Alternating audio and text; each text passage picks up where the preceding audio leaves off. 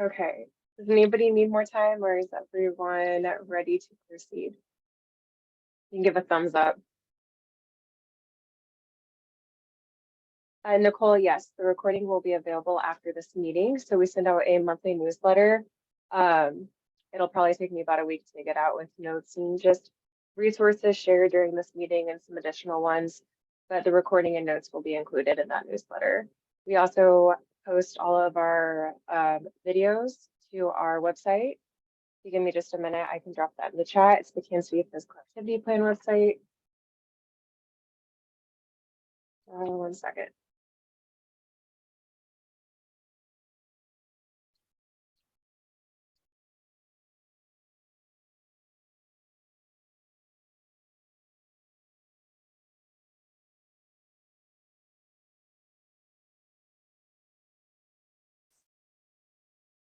So we have all of our past meetings that we have done this year and last year. And if you want any of the meetings further back, we actually have those on our YouTube page. Do Parks and Rec people all get the same water bottle? I swear Jen and Nicole were just taking a drink from the exact same water bottle. This is actually from City of Overland Park. Oh. I was gonna say, that looks nice. I think I bought mine from Walmart. Oh, okay. Yeah. Okay. I didn't get to see your guys' water bottle. Now I'm curious. Mine's the opposite and from Amazon.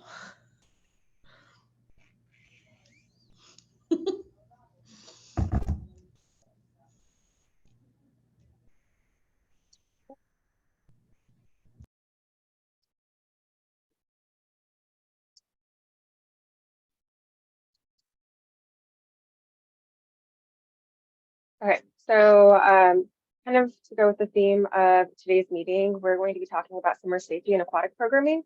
We just want to know what everyone is doing at their organizations and how they kind of promote summer safety, whether that be, sun safety, using sunscreen, or just, safety, swimming safety.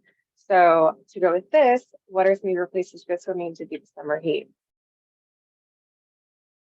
So seems pretty much either a pool or a lake. I would expect that. I forgot to scan the QR code, so I'm just going to share mine.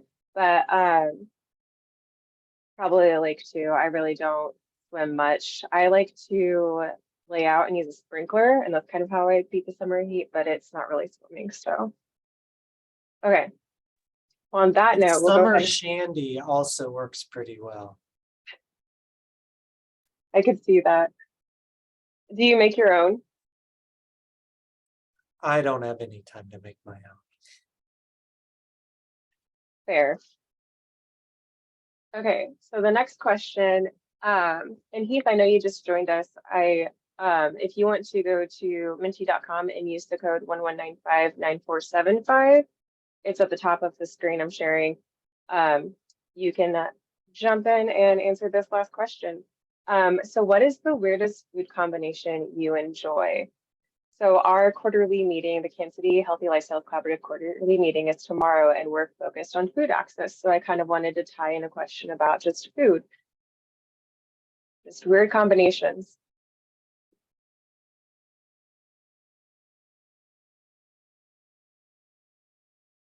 Ice cream and Ruffles. I feel like I've seen something similar like Betty Ray's, but I've never done that. Savory and sweet, not savory and sweet. Yeah, savory and sweet, salty and sweet. I love peanut butter and carrot.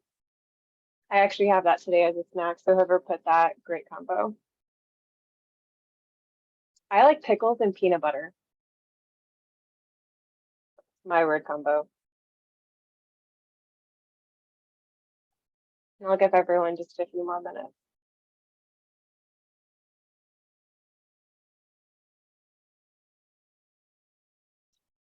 I don't know who put pickled veggies, but what kind of pickled veggies? Like okra or Brussels sprouts? Cucumbers, cauliflower, peppers with little Little all of it. jalapeno, yeah, it's good.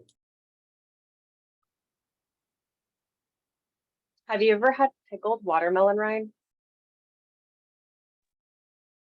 No, It's delicious. Okay.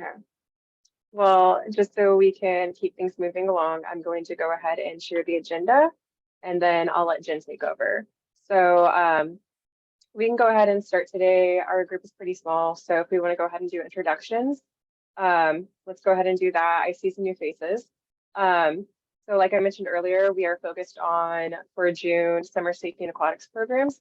So we just want everybody to kind of share what their organization's doing, to kind of promote those things. If you have anything special that you did during June. So I know that June 21st, 22nd was the like largest national swim day.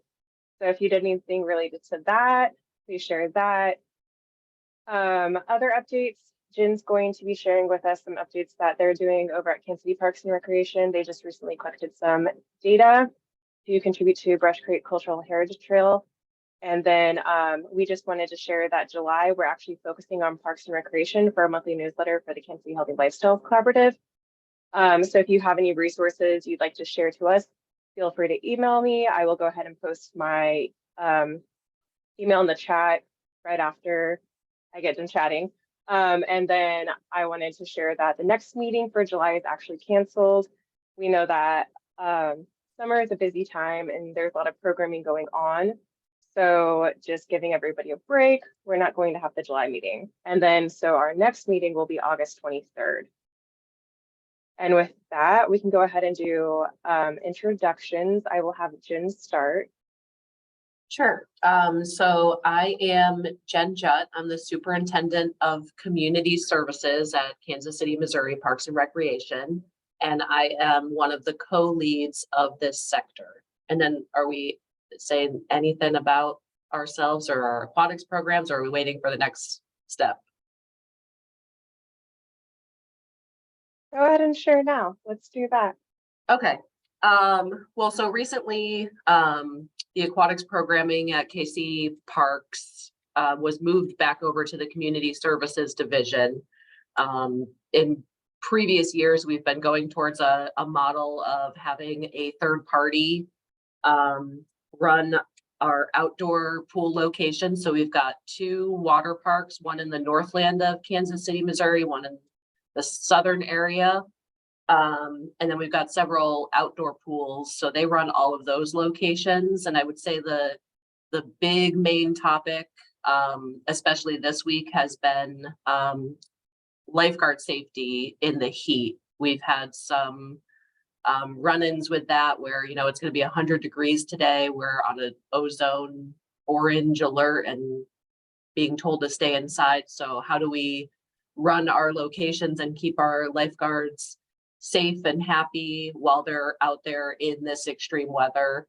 We kind of focused on, you know, making sure that there's water available, a rotation spot that's kind of cooler, and just making sure that we're taking extra time as managers to check in on those locations, because we're pretty spread out throughout the city. So I think just having like a manager presence and someone looking after them, that's our big thing this week.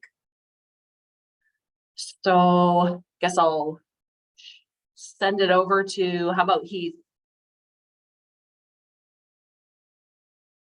My name is Heath Harris. I'm the facility manager at the Longview Community Center with the Lee Summit Parks and Recreation. We have a pool in my facility, but I'm not really connected with it. We have an aquatics manager and aquatic supervisor who really oversee all those operations. So I am not, I mean, we have swim lessons, but I'm not real connected with what they are doing in regards to like lifeguard or like aquatics month. I do know every year at our outdoor water park, Summit Waves, the lifeguards and supervisors and concessions and deck attendants, anyone who works there goes through sunscreen safety or sun safety. So they go through the importance of sunscreen and everything like that. So, but yeah, really all I'm aware of aquatics wise is just all of our swim lessons going on. We have about 400 kids in our lessons over the next 3 weeks. So and then I will go to Robin.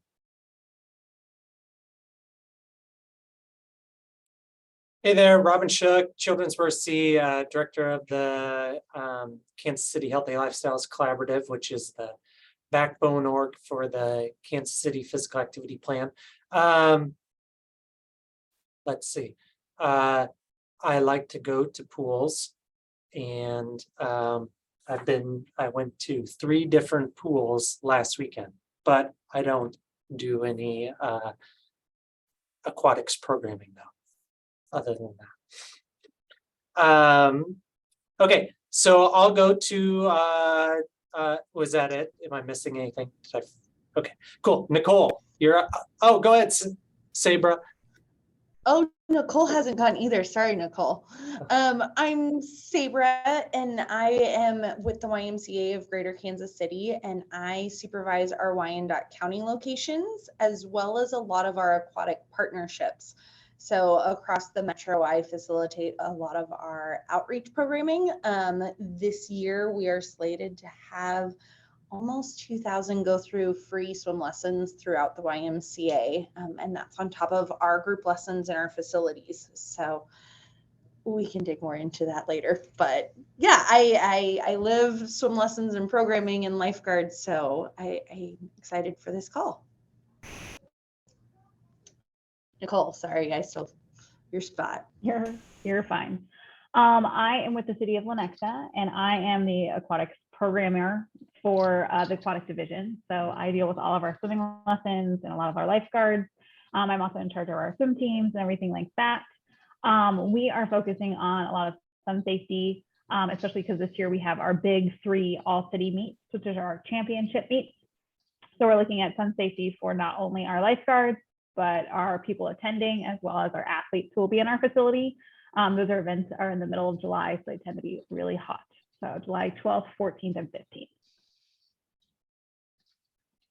Nicole, do you know Nathan Wiley by any chance?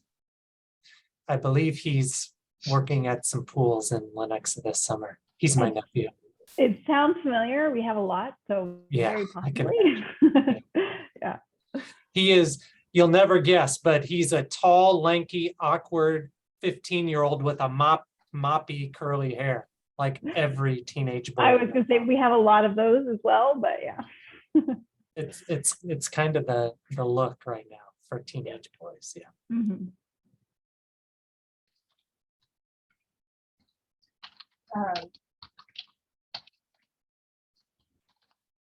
There might be an echo. Did we have Shelley, do you want to go ahead and go? We're doing introductions.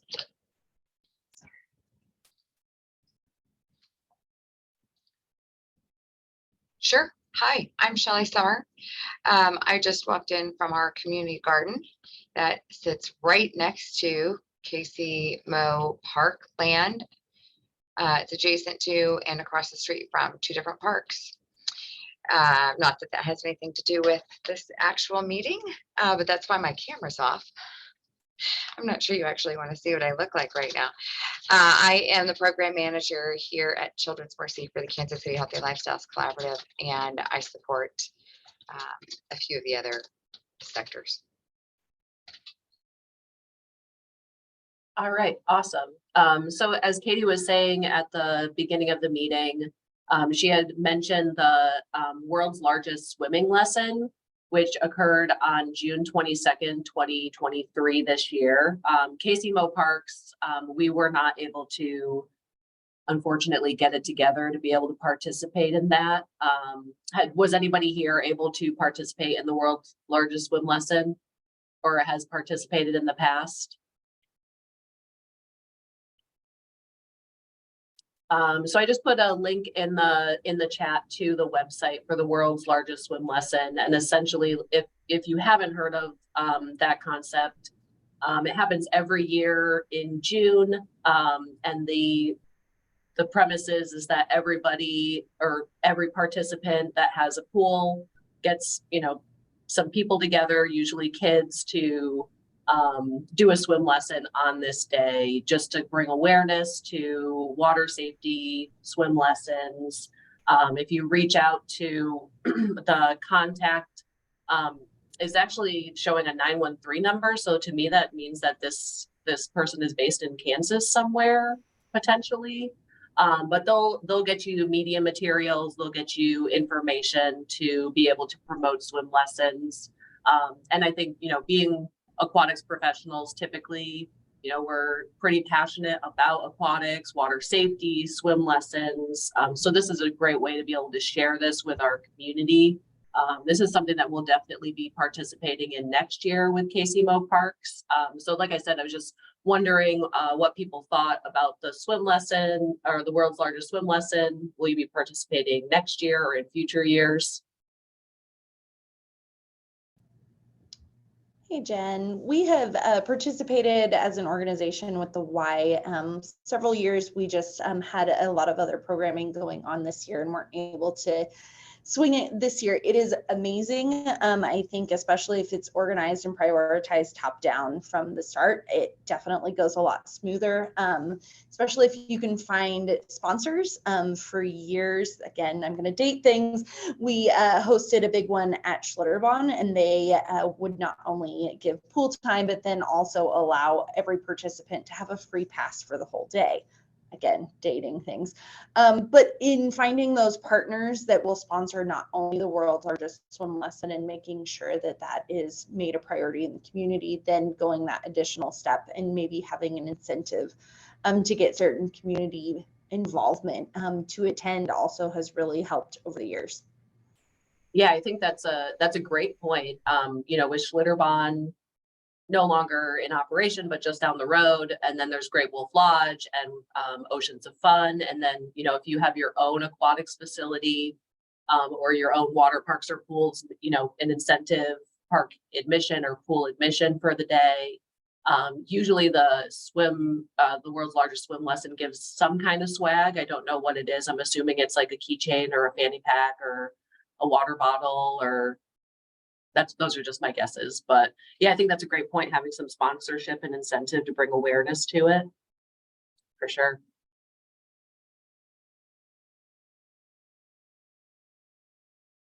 All right. Anyone else? So I know our topic is aquatics. I forget where we were in the agenda. Let me just pull it back up real quick. Katie, do you have the agenda that you can share again? Thank you. Yeah, so it's actually up to you. If nobody has anything related to just like aquatic programming, a lot of you already shared what you're doing to promote summer safety in your programs. If you want to elaborate on that, you can. And if nobody has anything to share, then Shin, you're next to kind of give us an update on the feedback you received for the journey through the American Civil Rights Movement Cultural Heritage Trail. Sure. Yeah, I would say this is an open discussion. Are we seeing like any trends out there this season? I guess the big question is what is staffing like for everybody? Nicole, I see you got your hand raised. I am curious as to, and I know that not everyone has their hand completely in aquatics, but I'm curious as to if you do have some of the lessons at your facilities, how the enrollment is going.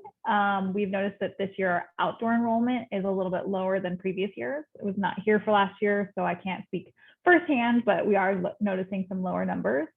And then we are having some staffing issues we actually got a good amount of people to sign up and to agree and to go through training with us. But actually coming to work and doing those shifts is been a little bit of a challenge, especially for our teachers. They've agreed to teach and then they're deciding they don't want to teach anymore. So. Well, I guess I can speak to KC Mo Parks. We've kind of been experiencing the same thing to the point where we don't even have outdoor lessons available at this point. We're working on getting them in July. And then just as far as lifeguard staffing, we're seeing the trend of people will sign up for lifeguard class, or they'll sign up to be a lifeguard, and then it's kind of like 50-50 whether or not they make it through training and then make it to the first shift of work and then continue on. So I think that's pretty common, but for me, just based on past experience, it seems a little bit higher than normal to not have 50% of the folks show up. So I don't know what exactly is happening or can theorize. I just don't know. Yeah, I think like everyone else, we're experiencing a shortage in lifeguard staff as well. We had last month, we had like 49 guard applicants come in after we opened our outdoor water park. And we reached out to all of them to get set up for guard training, and we only had 19 of the 42 show up. So, and then out of the 19, 8 of them we found out couldn't swim. So yeah, it's kind of the same thing here. And then once we get them certified, it's they only want 1 shift a week, or they take vacation every other week. And so it's hard to get them out there and get some action and get on the schedule. So swim lesson wise, we have not seen a dip in enrollment in outdoor enrollment to my knowledge. I know we've actually had to cut back on the number of lessons we offer because of the staffing issues. So we max out all of our classes at 12 participants. So, and with 12, we have 2 instructors per class. But we've had to cut back on like our Saturday indoor classes. We don't offer those any longer because we just don't have staff to offer them. But we have the interest, we have the enrollments, but we just don't have the staff to keep up. We're seeing that our indoor enrollment is very high. I max out all of those classes and always have wait lists for those, but it's our outdoor enrollment that people aren't as excited about. And I tried calling our indoor wait list to say, hey, we do have spaces, and everyone's no. So. Yeah, I know one thing that we're fortunate with our location is Summit Waves is close to one of our community centers that host our summer camp, so Camp Summit. And that camp has about 600 kids in it.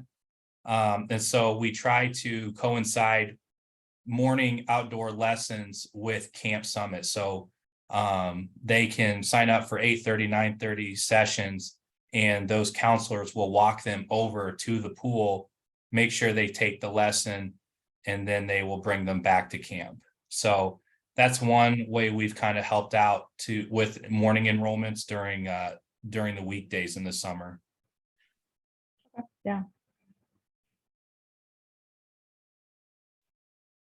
I guess, Sabra? Am I pronouncing that I right? need to remember hand, but yep, you did. Thank you. And I'm awful at remembering to raise my hand. I'll work on it.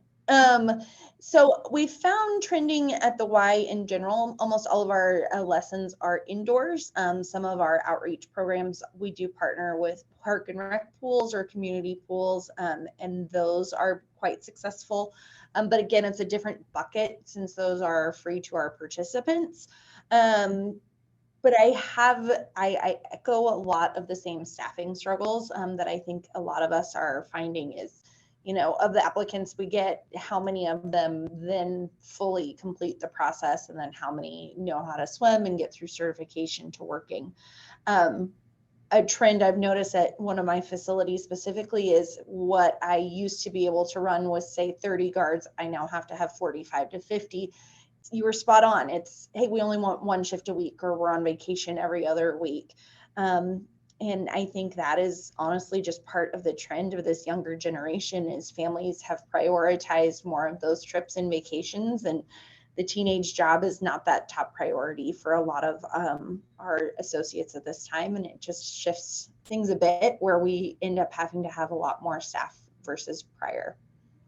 Mm-hmm. Yeah, I think what I would say that I've noticed in lifeguard staffing trends is, we want the kids that are potentially in swim lessons, and then they go through that process and they end up in swim club or swim team.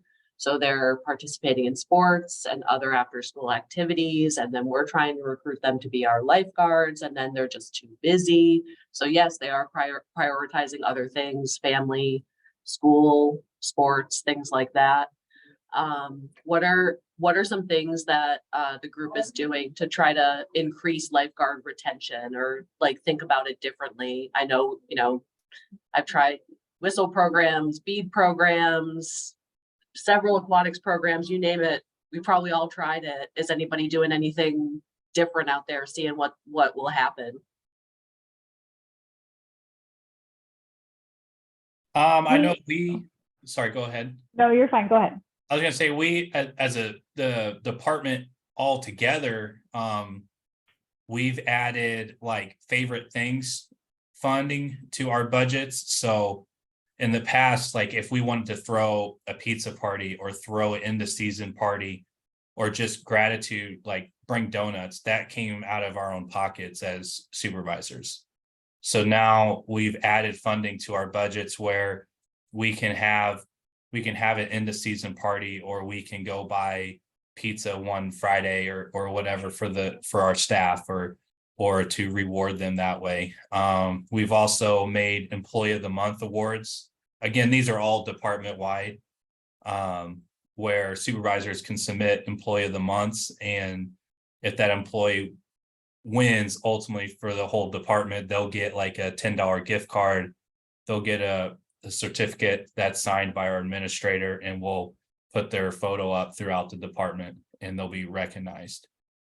I know Summit Waves does like Guard of the Week or Staff of the Week, and they will get like a Guard of the Week tube that says that on there, or they'll get like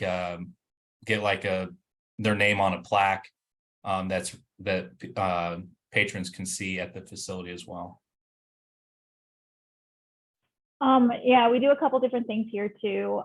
We do try and do Guard of the Month.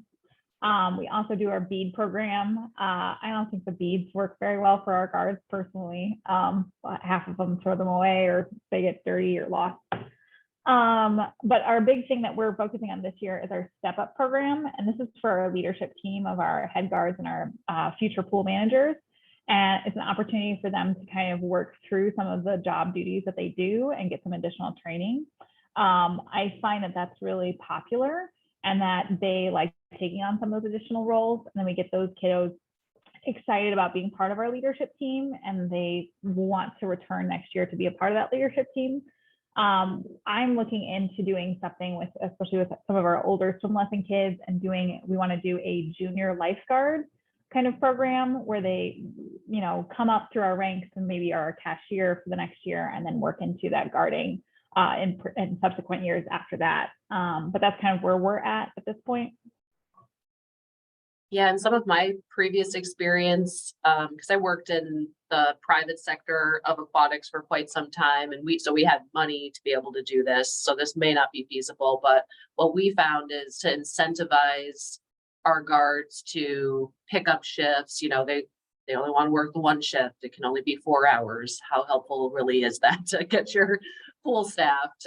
So, for picking up shifts or during peak times like Saturdays or spring breaks, we would do a drawing of gift cards for anybody that worked that particular shift that we needed covered. So if it was like a Saturday afternoon shift that no one wanted, we were able to do like a drawing for $10 gift cards. I've also seen groups do like contracts for the summer, where if a lifeguard works till their agreed upon end date, they get a $1 bonus for every hour that they work, things like that, where they're getting more money. I think that is a big incentivizer that we don't always have available, but I think that really speaks to motivate people to work those shifts. And especially, those things that are, I find that the lifeguards like to be able to visually show off things. So like, that tube that says, I'm the best lifeguard here, or whatever it says, or like Super Guard. The beads, yeah, I don't see the beads as exciting, but colored whistles for some reason and you put special meaning to them, collecting those whistles, I think those are very, very popular. So, just some of those instantaneous things are those things where you can like show off and be a little bit different and set apart from the other lifeguards.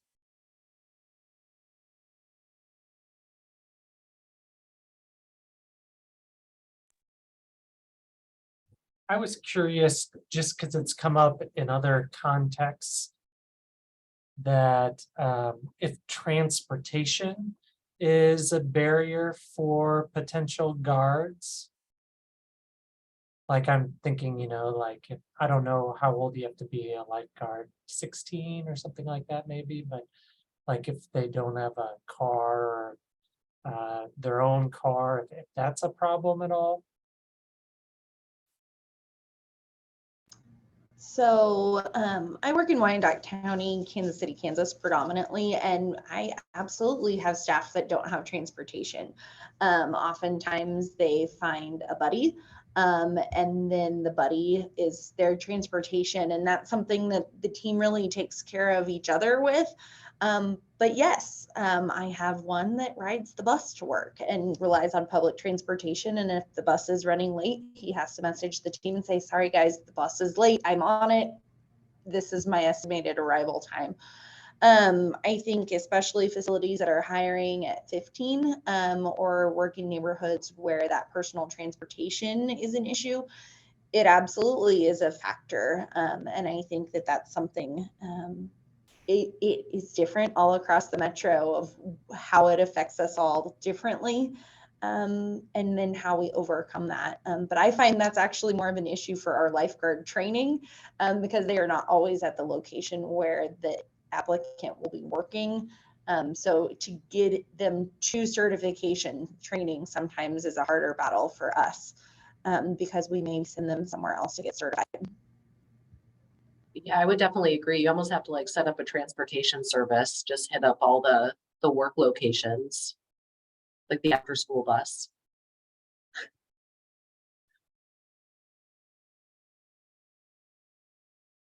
We actually have a lot of lifeguards that in certain pools and certain locations, they live in the neighborhood, so they walk or bike over. And then they know everybody that's swimming.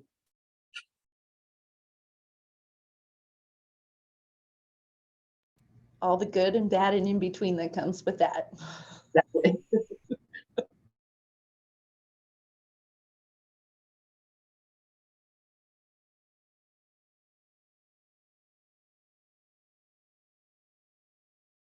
All right. Anything else coming up this season that maybe we haven't seen before, or are we back to operating as normal?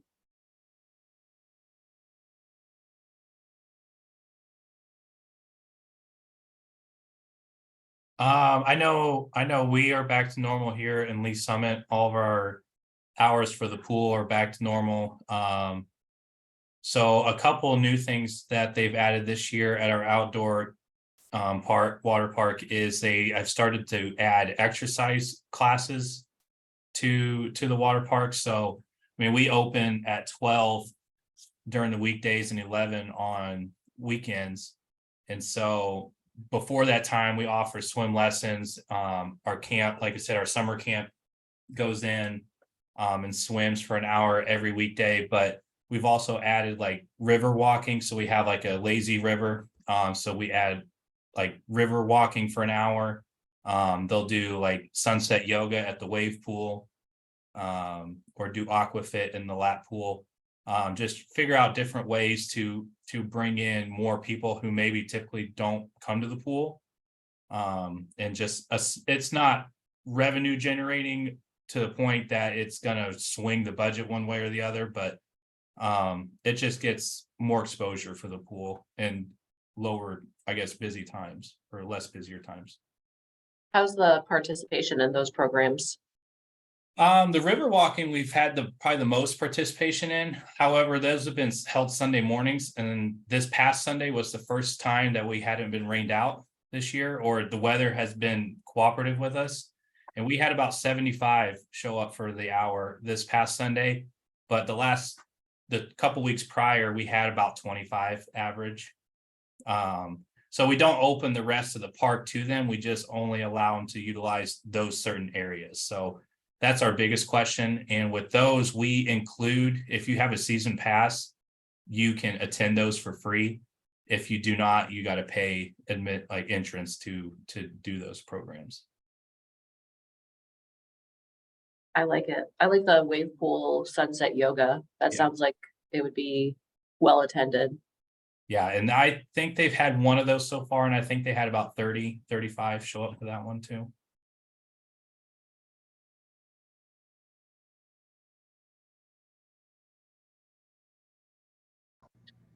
The Y, we've really just gone back to basics. We still offer a water fit, but in addition to our group swim lessons, we've really been trying to develop more of our outreach lessons, really getting into communities where youth may not be able to afford lessons. So we've been working a lot with several different donor groups and partner groups throughout the metro to try and really reach those communities that wouldn't have access to lessons otherwise, and have really been working really hard on that this year. So that's kind of been our big push in 2023. Nice. Well, I'm not sure how we're doing on time. I know we've got the meeting scheduled for about an hour and we're at about 40 minutes. So I think we probably want to move on to the next topic. We can come back for discussion afterwards if we think of anything that we want to bring back up.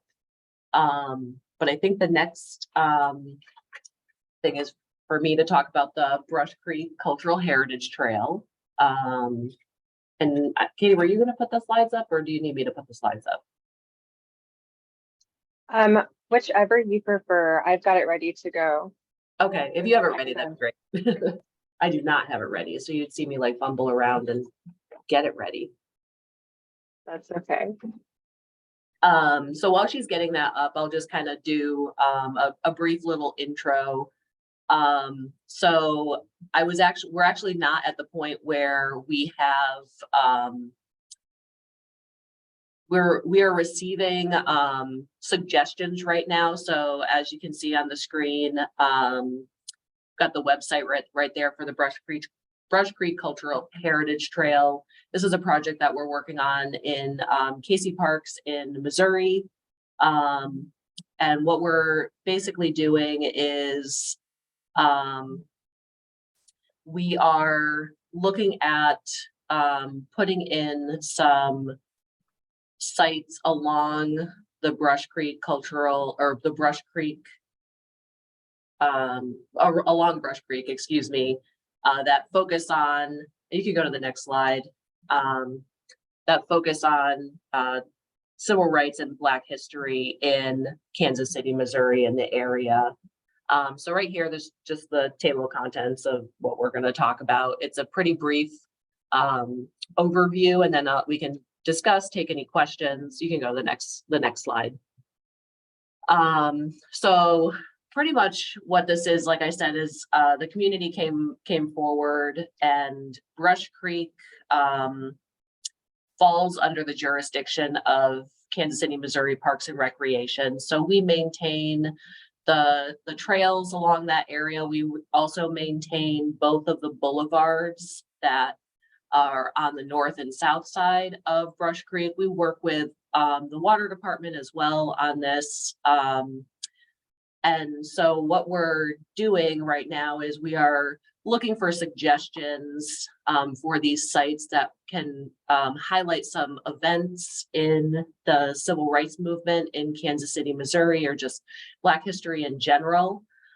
So on the site, there's a place where you can submit suggestions. And so we're taking those from the community. Artwork will be a pretty key component of this as well. And you can go to the next slide. So that's kind of the project overview.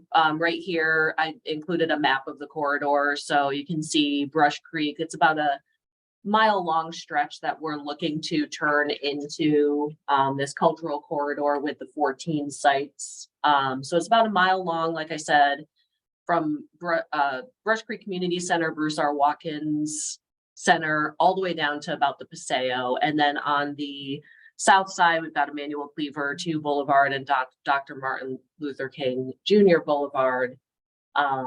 So that's the location that we are focused on here. You can go to the next slide.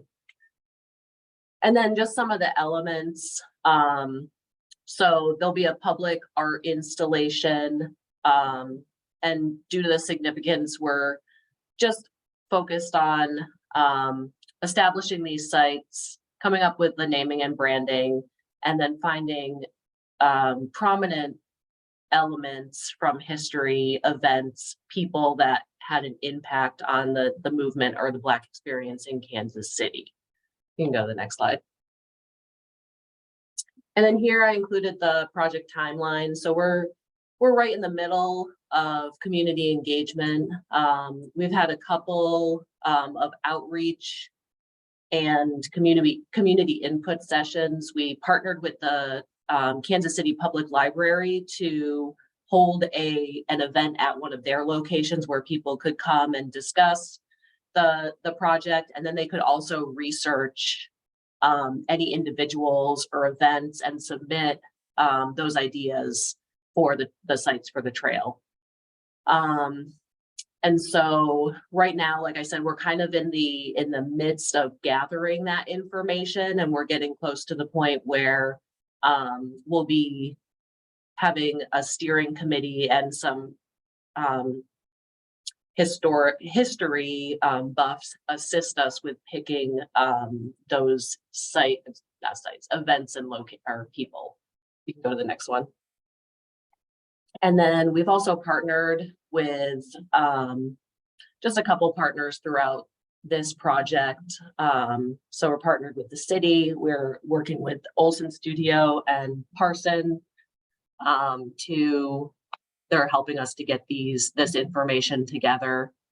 You can go to the next slide.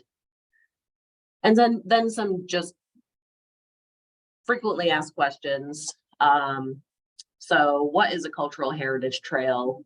Typically it's a path or route that links significant items or areas, heritage or history.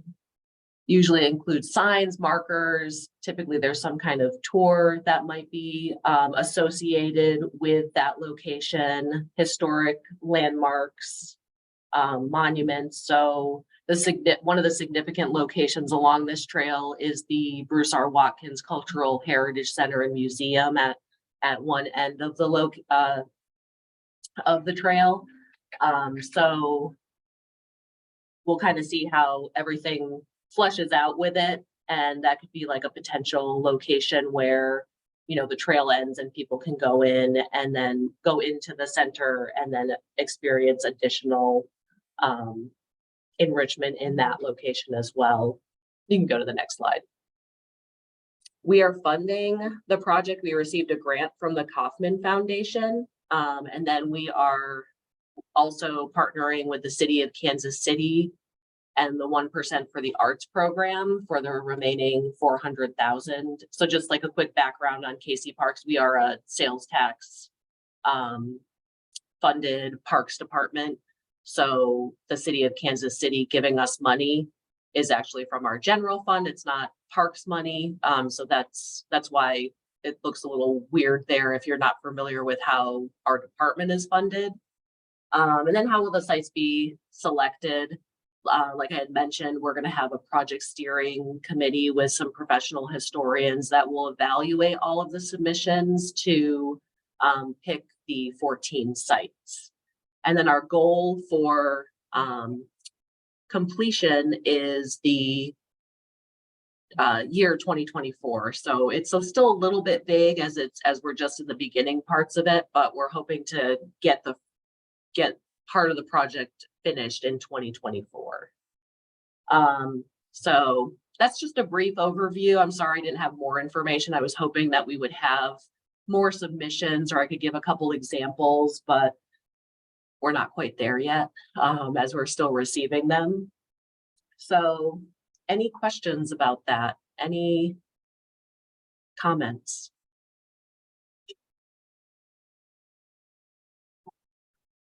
It's a really cool project. There's a lot that's happening in that Brush Creek corridor.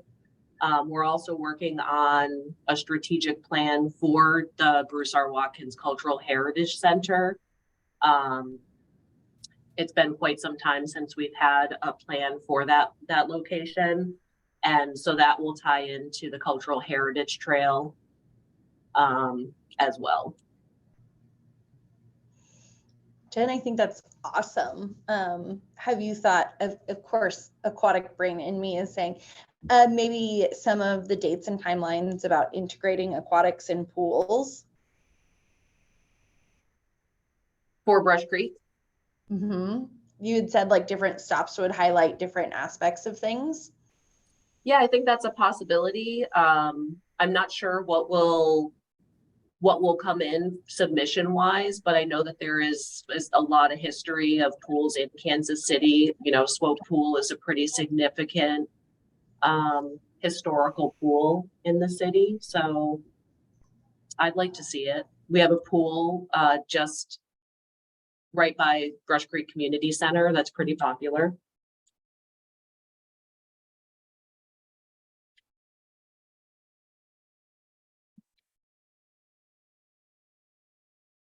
And do you need anything from any partners to help move this forward? That's a great question. I don't think we need anything at this point.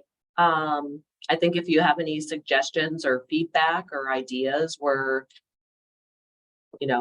always looking for stuff like that. But I think at this point, we're still gathering information. Okay.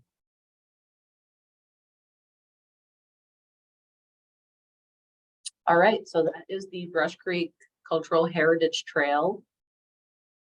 I'm sorry, Kate, I don't have the agenda pulled up, so I'm not sure what was next on our list.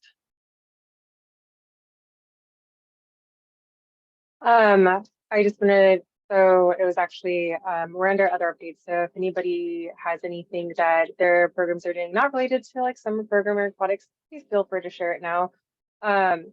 And I asked this because, again, we're collecting information for our next month's newsletter related to Parks and Rec Month. And so if you have any events you want to share, go ahead and let me know, drop it, tell us about it now, because we can help you promote that. So if there's any resources or fun activities you've got going on, Jen, didn't you just recently, or maybe it's next month for Parks and Rec Month, you've got something going on at the Nelson? Yeah, so at the Nelson and Tice Park, right across the street from the Nelson, we've got our, I don't know if it's called the Big, I think it's been rebranded. I think it might have been the Big Lawn Party, something like that. But as celebration for Parks and Rec Month, we have a large party on the lawn of the Nelson in the park across the street, Tice Park. So that's an event that's coming up. We also have a pretty popular event coming up on July 7th, the Teddy Bear Picnic at Swope Park. That's an event where kids can come and every kid or every child that comes gets a teddy bear. There will be accordion music as part of the event. So if you are really just need to get your accordion jam on, you should definitely come to the Teddy Bear Picnic on July 7th. And so, yeah, that's a really big one too, but the lawn party at the Nelson is coming up. I believe it's the 3rd Saturday in July. Let me just double check it. July 23rd.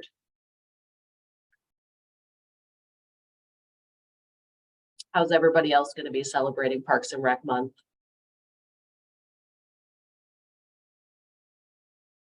I feel like they picked the wrong month for Parks and Rec Month. Like it's the busiest time of year. We canceled our July meeting because it is so busy. So just to throw on top of it, like, hey, put a celebration together. I'm going to Rocky Mountain National Park. That's how I'll celebrate. Nice. Yeah, I don't know what we were planning on doing. I haven't heard anything yet, but usually they'll make a video and they'll tell us the week before that they're making a video and to have us be a part of it, but I haven't heard anything this year. I'll let you guys know it's also anti-boredom month, picnic month, and berry month. So I keep telling everybody that June is National Trails Month, but I searched online, I could not find that anywhere.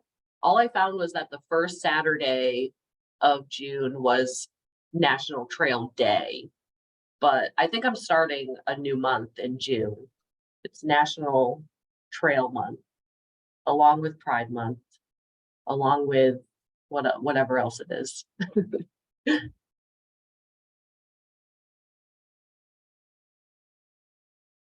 There's I wanted to a see. for every day. Yeah, there is actually like a national celebration for every day of the year.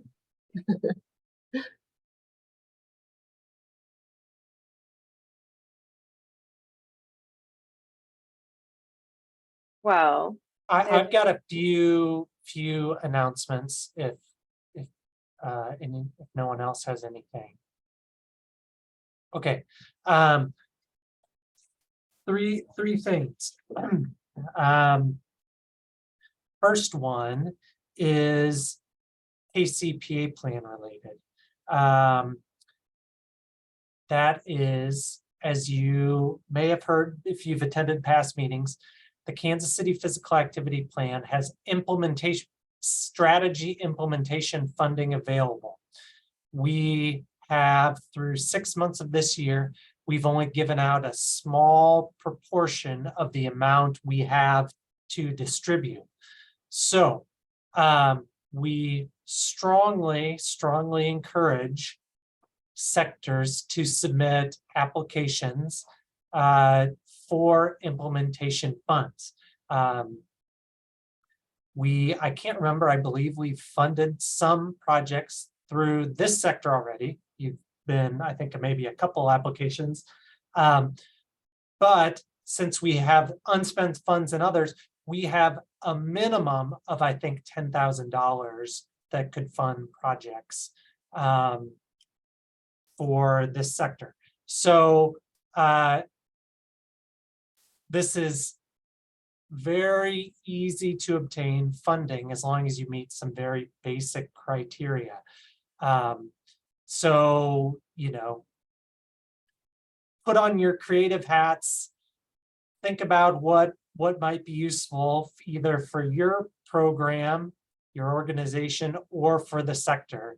You know, and then take a look at either the Kansas City Physical Activity Plan strategies, or you can even look at the National Physical Activity Plan strategies. They're a little bit different. They overlap on a few, but there's some new ones. So I heard comments regarding, you know, training for staff, recruitment of staff. There are some strategies in there exactly about that. So like if you guys say, you know, like, I'm totally making this up, but like, oh, there is a, you know, national curriculum for lifeguards that like is everybody wants, but we can't pay for it. Maybe you could, you know, apply as a sector for money to buy that curriculum, or, you know, anything like that.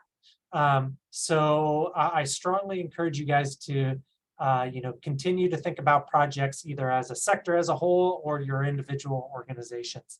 And if you don't have the application, which also includes the scoring rubric, so you know what gets funded and what doesn't, I'm sure Katie would be more than happy to include that in her meeting notes. Okay, second announcement, this is non-KCPA plan related, but if anyone, and this may just be mostly for Jen, I don't know, if anyone is interested in attending a planning session for built environment improvements to the Health Science District, which is where Children's Mercy, UMKC, University Health, That whole area is located. They are they're developing a master plan right now.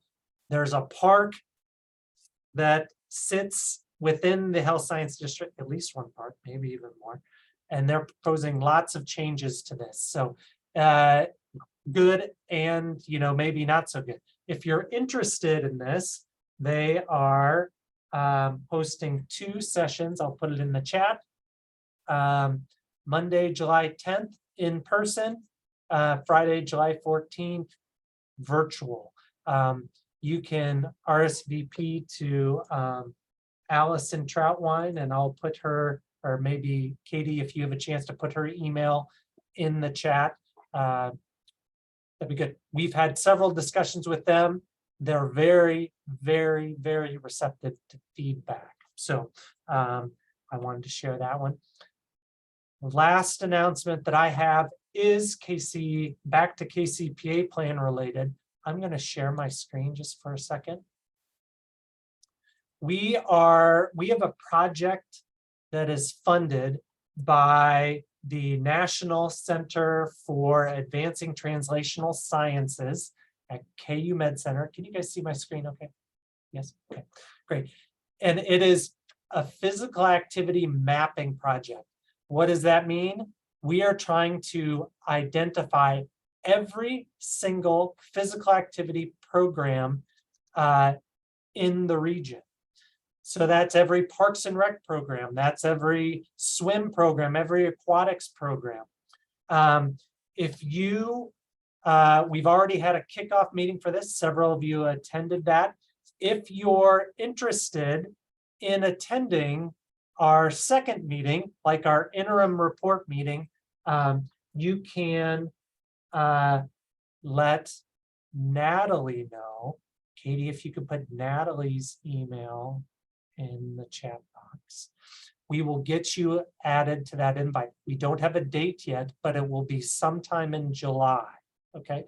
And we give free food. It's usually either lunch or very good quality snacks. That's important because it leads us to another project and another opportunity that I'll pitch. That is for, well, let me take a step back. We're trying to get a list of all these programs to put in a database. What are we going to do with the database? We want to create a referral system that people can use to find programs, physical activity programs in their region. So an example of this would be a kid goes to their well child visit at Children's Mercy. The pediatrician finds out the kid's not getting enough physical activity. They can go into this database and say, oh, you live in Lee Summit? Here are all the programs within Lee Summit. Are you interested in swimming? Here's all the swimming programs. Are you interested in baseball? Here's all the baseball programs. Are you looking for free activities? Are you looking for things that might have a cost, things like that? So we want to know, we've met with people that will be doing the referral. We've met with patients and families to get their feedback on this. Now we want to meet with people who are providing the services to see what they want. Do they just want their names in a database? Do they want like an actual referral pipeline where they get a call from, say, a Children's Mercy provider, linking them to a family? What do they want? What makes sense? So we're hosting a focus group of about 5 to 10 organizations to get feedback on this. If you're interested in that, you can also contact Natalie. We haven't scheduled the date yet. Again, it'll be in July sometime. But if you're interested, please send Natalie an email. We'll also include more information in the notes that come out of this meeting. Any questions about any of those 3/4 announcements? Robin, can you say again what the Monday, July 10th meeting is for? That is for, yeah, sorry, should put in there. That is for, and let me get the official name right. It is the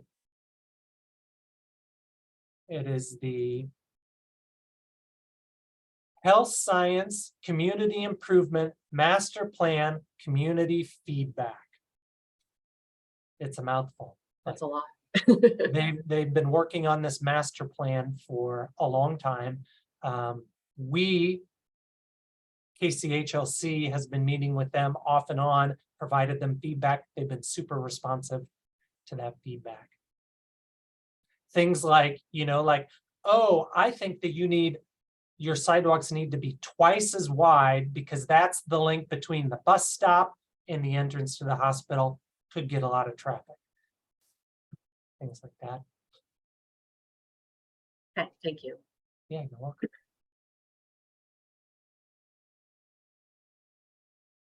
Okay, that's the end of my announcements. All right, we're about 2 minutes over, but I don't want to exclude anyone from making announcements. Does anybody have any last announcements that they might like to make in under 60 seconds?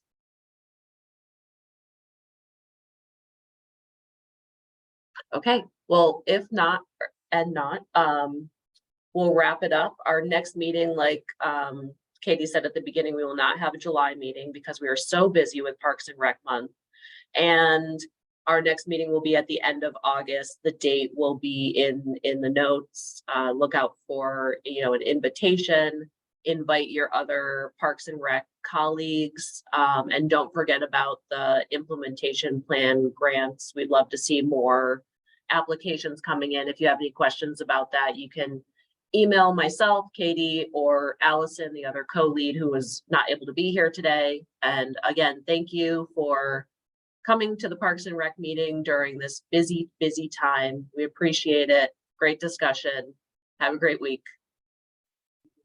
Hey, everybody. Thank you. You too. Bye-bye.